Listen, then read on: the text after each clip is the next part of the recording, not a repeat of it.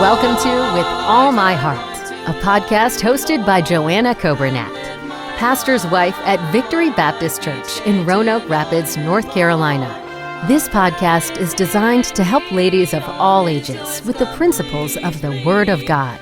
In this podcast, we will explore what it means to love God with all our hearts. Through Bible lessons, we will discover how to deepen our relationship with the Lord and experience His love in a more personal way. As we journey together, let's open our hearts to the unchanging truths of God's Word.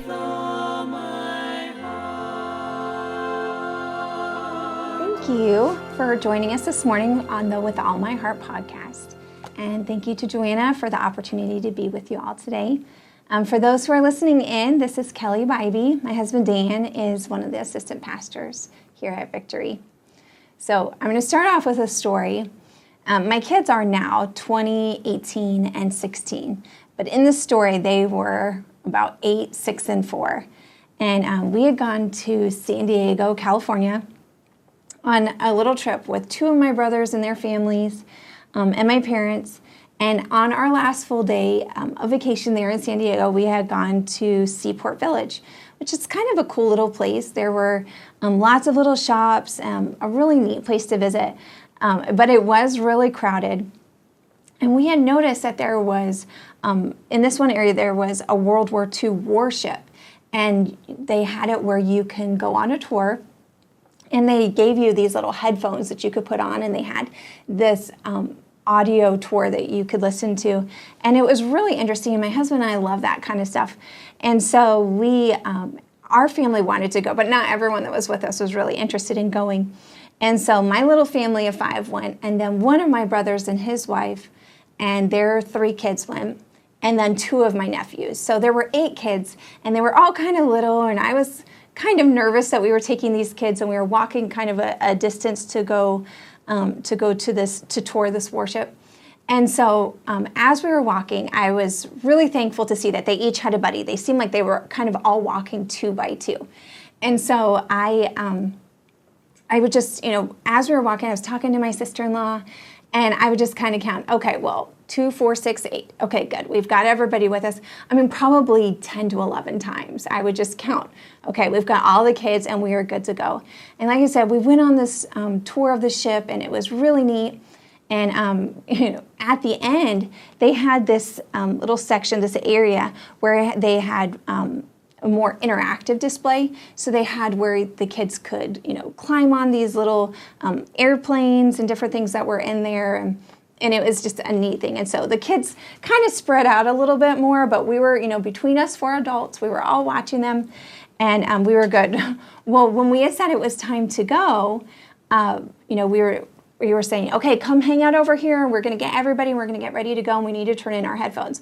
Well, 2 of the little ones ran ahead and ran out the exit, and they still had their headphones on. So this loud alarm went off. And so all 4 adults went over there, and we stopped them, reminded them they needed to take off their headset, and and put it in, turn it in over at the exit, and then we all went out, and as we were walking back, and we were almost back to the part where we were supposed to meet with my parents and my other brother and sister-in-law and their kids, and just right at that point, I was like, okay, well, there's 2, 4, 6, and okay, yeah, and in the front is Brooklyn, and I know by Brooklyn is my daughter Alexis. She had been with her the whole trip, so I just knew that she was just right there with us. Well, like I said, almost as we had arrived back, my husband, who was walking directly in front of me, moved a little bit to the left, and as he moved to the left, I had a different view of my niece, who then I realized was walking all by herself. And my heart just sank. And I turned around really quickly, and I looked through our group, and sure enough, my daughter Alexis was gone. And so I just said, "Where's Alexis?" And my husband and I, with nobody even said anything, my husband and I just kind of looked at each other, and then we took off running. Like I said, it was a crowded place, And, as we're running back to the boat, the worship that we had just toured, I'm kind of scanning the crowds and just making sure that she's not standing somewhere crying or with some stranger or whatever the case may be. And, it was actually, the exhibit was closed. And so you couldn't even go in through the entrance anymore. So we run up the ramp where the exit was, and there were still some folks that were exiting off the ship. And so we ran up there, and the security guard stopped us and said, hang on, you can't go through this way. And my husband said, my daughter is lost, I'm going in there. And he said, sir, you need to wait here. And my husband, once again, said, she'll wait here, pointing to me. And then he said, but I'm going in because my daughter is in there. And so he, raced in there. And as I'm just standing at the exit by the security guard, people are, like I said, we're exiting off of the ship. And they said, don't worry, we saw a little girl with a green shirt, and she was talking to people that work there, so I'm sure that's your daughter, and I'm sure that you're fine.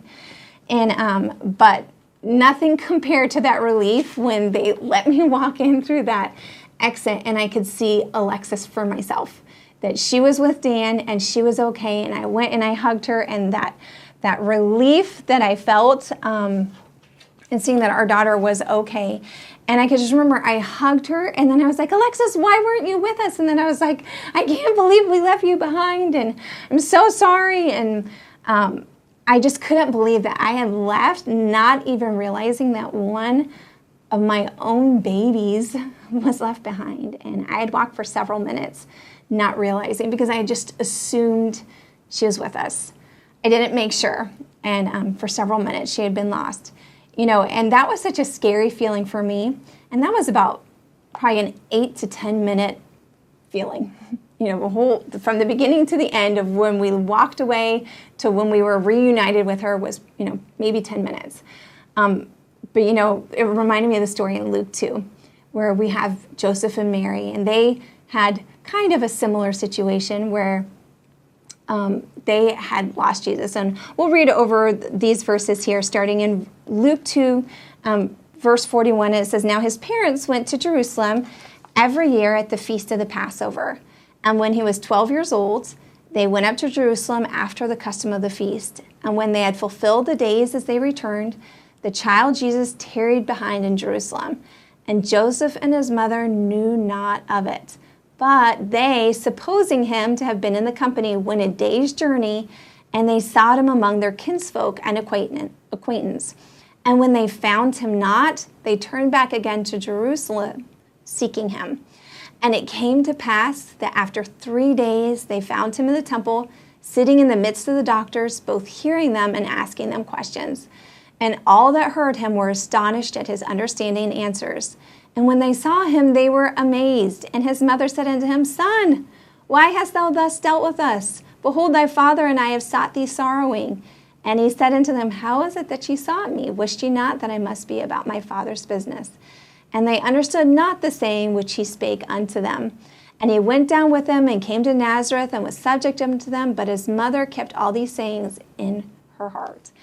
And I just thought, no, I didn't experience this for 3 days. Oh my goodness, I can't even imagine having my child lost for 3 days. But, I kind of feel like maybe I had a little snippet of what Mary must have felt, that fear of and panic of losing your child. Like I said, the end of the chapter tells the story of Jesus. He was 12 years old, and he was brought with his mother and Joseph to Jerusalem for the Passover feast. And when it was time to return home, he stayed. Mary supposed he was with them, that he was in the company of others who traveled with them. And I don't fault Mary because she had a lot going on. She was traveling. And no doubt she was doing all the packing. She was doing all the arranging of getting everyone together. It was a long journey. So no doubt there was a lot on her plate. And, it's easy to assume that your kids are all where you think that they're supposed to be. But at some point she noticed that Jesus was not with them. And, they tried to find him. So eventually she and Joseph returned to Jerusalem, found him in the temple. And like I said, I just can only assume that she felt those similar emotions. Fear and worry and panic, and then relief, and then a little bit of anger, but then also fear, relief again. But once again, whenever I read this passage, I always think of that time when we lost our girl. But, once we're saved, we can't lose Jesus or lose our salvation. But you know what? Sometimes we can lose our focus on him. And here are a few applications I think we can make from these verses. Number one, Mary got distracted. In the case with Alexis, we were distracted because there was this loud alarm that went off because our kids were accidentally going out without returning the headphones. But in Mary's case, she was coming home from a trip with lots of people. But sometimes, spiritually speaking, we can get distracted by things of this world. Or sometimes we can even get distracted by spiritual things. We're doing good things. We get so busy doing good things, but we lose sight of the most important thing. Spending time with the Lord and in his word. When Martha was serving Jesus, and she was complaining about her sister Mary, and who was sitting at his feet, Jesus reminded her that Mary had chosen the good part, the important part. We ought never to get so busy serving Jesus that we forgo spending time with him. Number two, Mary supposed or assumed he was with them instead of making sure. She supposed that Jesus was somewhere in the group, but instead she had left him behind in the temple. Perhaps the Lord's spoken to you at church. You've gone forward to the altar, you made decisions, but you left Jesus or your focus on him and what the work he was trying to do in your life at the church building. Don't suppose that just because you've made a spiritual decision before or are doing spiritual or good things that you're all good or all set. To have a close relationship with God, it can't be a one-time at church thing. It has to be an every single day decision. Number three, Mary panicked. And mothers, we all would. When trials happen in our lives and we wonder where God is in the situation, remember, he is right where he has always been. When she realized that Jesus wasn't in their group, she immediately started searching for her son. And they traveled all the way back to Jerusalem where Jesus was in the temple. And then it kind of sounds like what I did. But what Mary tried to put the blame on Jesus here when she asked Jesus, son, why have you dealt this way with us?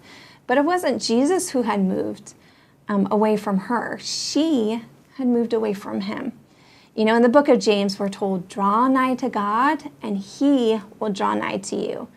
When you're trying to get closer to God, he is going to take steps towards you. But when you're stepping away from God, he's right there in the same place, waiting for you to come back to him. And lastly, Mary found Jesus. Right where she left him, she found her son. Maybe you've lost the joy of your salvation, or you've lost your focus or your fellowship with him. Jeremiah 29:13 reminds us, and ye shall seek me and find me when ye shall search for me with all your heart. When you realize that you've lost Jesus, you just need to go back to where you left him. And you know what? He'll be waiting right there for you. When we found Alexis, I just can't even describe to you the relief. My husband and I each held onto one of our hands because we were determined not to lose our precious little girl again. And that's exactly what we need to do with Jesus. Keep our eyes on him and hold on to his hand. In the story, Mary and Joseph lost Jesus on accident. But sometimes I'm afraid we make the choice to go on throughout our day or throughout our lives, leaving him behind. We choose not to seek him first and spend time with him. When I was in high school, we memorized this poem called The Secret by Ralph Spalding Cushman. And it says, I met God in the morning when my day was at its best, and his presence came like sunrise, like a glory in my breast. All day long the presence lingered, all day long he stayed with me, and we sailed in perfect calmness o'er a very troubled sea. Other ships were blown and battered, other ships were sore distressed, but the winds that seemed to drive them brought to us a peace and rest. Then I thought of other mornings with a keen remorse of mind, when I too had loosed the moorings with the presence left behind. So I think I know the secret, learned from many a troubled way. You must seek him in the morning if you want him through the day. Not terribly long ago, there were some things I had going on that were really troubling to me. And though, yes, I did pray about them at different times throughout the day, I kept myself really busy, at work and then even at home. I was adding on some extra projects and extra things and keeping my AirPods in and listening to audiobooks just to keep my mind distracted. And I felt so tired, so emotionally. And the Lord reminded me so sweetly in His Word in my devotions, "Come unto me, all ye that are weary and heavy laden, and I will give you rest." And I thought, why am I trying so hard to avoid the issue and to busy my mind when I can just come to Jesus and spend time with Him?